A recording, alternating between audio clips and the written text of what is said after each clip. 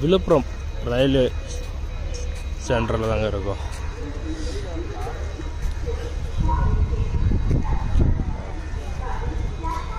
நீங்கள் இது வரைக்கும் விழுப்புரம் ரயில்வே சென்டர் வந்துருக்கீங்களா? வந்துட்டு மறக்காமல் கமர்ஷியலில் கமெண்ட் பண்ணுங்கள். ட்ரெயின் எல்லாமே எந்த ஏரியாவுக்கு வந்தாலும் நம்ம விழுப்புரம் வந்தீங்கன்னா விழுப்புரம் ஜங்ஷன்லேருந்து போகலாங்க.